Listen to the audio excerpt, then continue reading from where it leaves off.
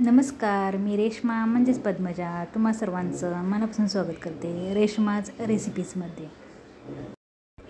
आज आपण रोजच्या जेवणातील भाज्यांमध्ये एक भाजी बघतो आहोत वेगळ्या मसाल्यातली। मसूरची अख्खा मसूर मी बनवलेला आहे आज। तर अख्खा मसूरची सुकी भाजी मी बनवलेली आहे। चला तर मग सुरुवात करूयात पटकन होणाऱ्या आणि अतिशय कमी मसाले वापरून, फक्त एकच मसाला वापरून अतिशय चविष्ट होणाऱ्या अशा या रेसिपीला।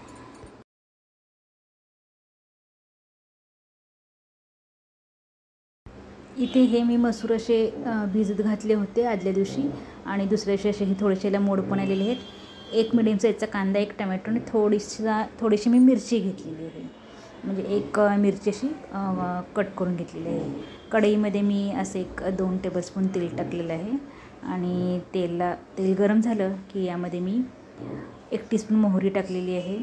त्यानंतर यात मी 1 टीस्पून जिरे टाकते आणि जिरे आणि मोहरी छान तडतडल्यानंतर मी यात कांदा टाकणार आहे।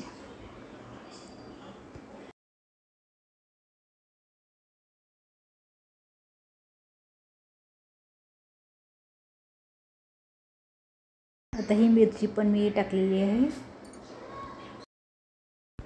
आता कांदा हा असा गुलाबीसर झालेला आहे। आता यामध्ये मी टोमॅटो टाकणार आहे आणि टोमॅटो पण आपण परतून घेऊयात।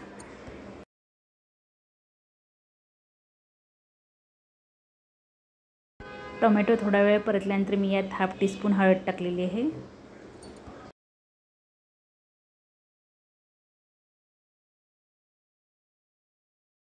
आणि आता यामध्ये ही जी मसूर आहे ते मसूर मी टाकलेले आहे आणि छान असं हे मिक्स करून घेते।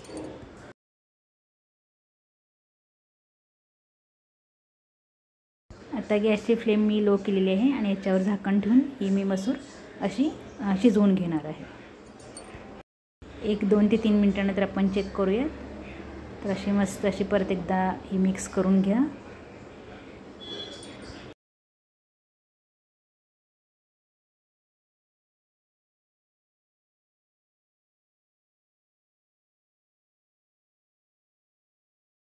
आता हा जो मी मसाला बनवून ठेवला होता, तर हा जादुई मसाला आहे।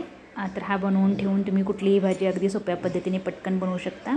हा मसाला मी आता यात टाकणार आहे।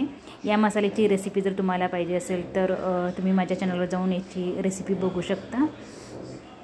आणि हाच मसाला वापरून मी सुकी भाजी, त्यानंतर पातळ भाजी, रसभाजी अशा वेगवेगळ्या भाज्या पण करून दाखवलेल्या आहेत। त्या पण रेसिपी तुम्ही चेक करू शकता।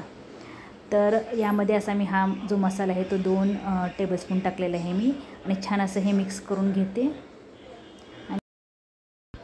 आता यात हे मी चवीनुसार मीठ टाकलेलं आहे। मीठ टाकल्यानंतर छान असं मीठ मिक्स करून घेऊयात।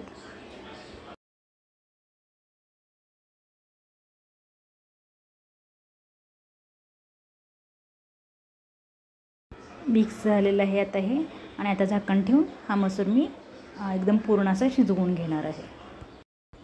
तर मध्ये तुम्हाला हा जो मसूर आहे तो असा चेक करावा लागेल, कारण आपण हा मसूर जो आहे तो वाफेवर शिजवत आहोत। यात आपण पाणी अजिबात टाकलेलं नाही आहे।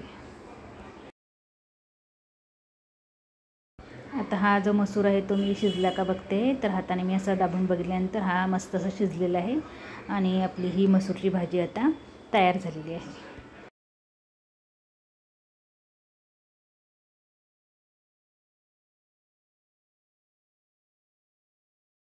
तर काही वेळेस काही भाज्या ज्या असतात त्या आपण अशा वाफेवर शिजवून जर बनवल्या तर त्या अतिशय चविष्ट एकदम टेस्टी बनतात।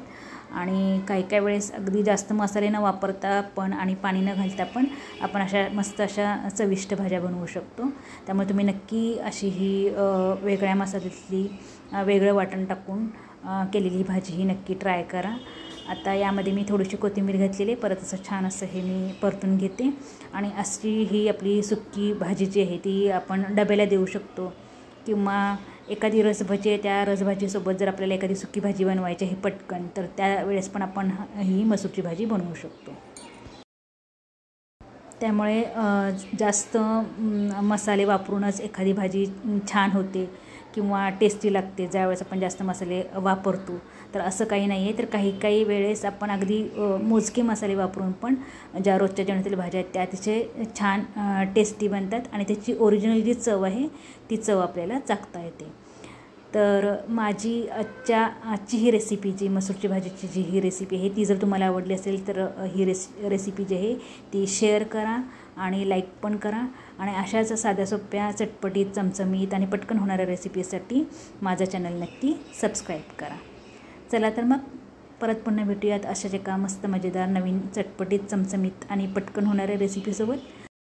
तोपर्यंत तुम्ही पण असंच नवीन पदार्थ बनवा, स्वतः खा, घरच्यांना खाऊ घाला आणि त्यासाठी माझं चॅनल बघत राहा.